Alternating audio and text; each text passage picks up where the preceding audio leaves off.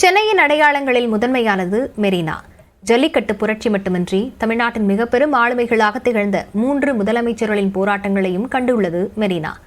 சென்னை தின கொண்டாட்டத்தின் ஒரு பகுதியாக அந்த வரலாற்று நிகழ்வுகளை விவரிக்கிறது இந்த செய்தி தொகுப்பு.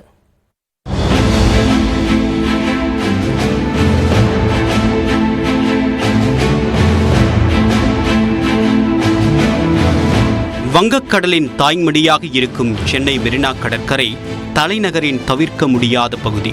பறந்து விரிந்த மெரினா கடற்கரை சுற்றுலா பயணிகளின் சொர்க்க பூமியாக திகழ்வது மட்டுமின்றி பல புரட்சிகரமான போராட்டங்களின் களமாகவும் இருந்துள்ளது. கருணாநிதி, எம்ஜிஆர், ஜெயலலிதா என்று தமிழ்நாட்டின் தவிர்க்க முடியாத ஆளுமைகளாக திகழ்ந்த தலைவர்கள் மெரினாவில் நடத்திய போராட்டங்கள் வரலாற்றில் இடம் பிடித்தவை. 1983ஆம் ஆண்டு அப்போதைய முதலமைச்சர் எம்ஜிஆர் மத்திய அரசு தமிழ்நாட்டிற்கு போதிய அரிசி வழங்கவில்லை என்று கூறி அண்ணா நினைவிடம் அருகே ஒரு நாள் அடையாள உண்ணாவிரத போராட்டத்தை நடத்தினார். எம்ஜிஆர் போராட்டம் நடத்திய 10 ஆண்டுகள் கழித்து அதே இடத்தில் காவிரி நீர் பிரச்சினைக்காக தொடர் உண்ணாவிரத போராட்டம் மேற்கொண்டார் முதலமைச்சராக இருந்த ஜெயலலிதா.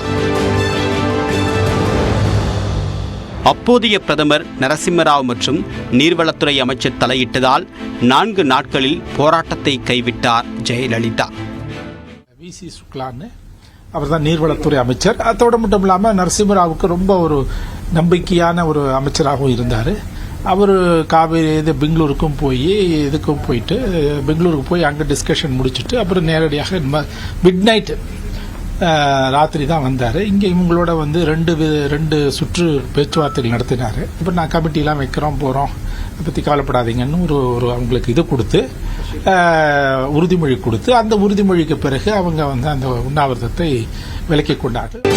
இலங்கை உள்நாட்டு போரில் தமிழர்கள் கொல்லப்படுவதை உடனே தடுத்து நிறுத்த கோரி முதலமைச்சராக இருந்த கருணாநிதி 2009ஆம் ஆண்டு மெரினா கடற்கரையில் உண்ணாவிரத போராட்டம் மேற்கொண்டார்.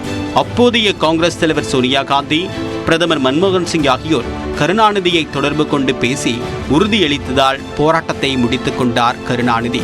இந்த வெடிகுண்டும் போடக்கூடாத மண்டலம் அங்கெல்லாமும் போடுறாங்க, ஹாஸ்பிட்டல்ல போடுறாங்க, சில்ட்ரன் மீது போடுறாங்க, குழந்தைகள் மீது போடுறாங்கலாம் சொல்லப்பட்டு ஒரு பெரிய குற்றச்சாட்டுலாம் இருந்த காலகட்டம். இதெல்லாம் மனதில் வைத்துக்கொண்டு அவர் வந்து இந்த மாதிரி நான் உண்ணாவிரதம் இருக்கிறேன்னு சொன்னார். அது இருந்தது. கடைசியில் அப்புறம் வந்து அவர் உண்ணாவிரதம் இருந்து அதாவது ஒரு சில மணி நேரங்கள் அவர் இருந்து காலையில் இருந்து ஆரம்பித்தார். 6 மணி வாக்கில் ஏதோ ஆரம்பித்தார். அதுக்கப்புறம் 12:30க்கு வந்து அவருக்கு சிதம்பரத்துக்கு விட்ட சொன்னாங்க. ராஜபக்ஷ அறிவித்தார், இந்த மாதிரி நான் வந்து ஷெல்லிங்லாம் நிறுத்திட போகிறேன் அப்படின்னு சொல்லி.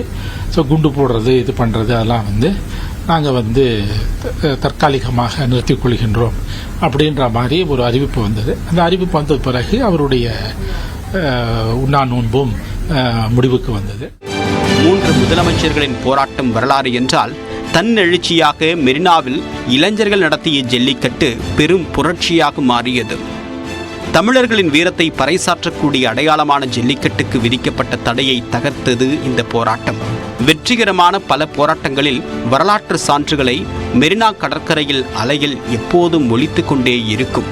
நியூஸ் 18 தமிழ்நாடு செய்திகளுக்காக ஒளிப்பதிவாளர் விக்னேஷுடன் செய்தியாளர் சுபாஷ்.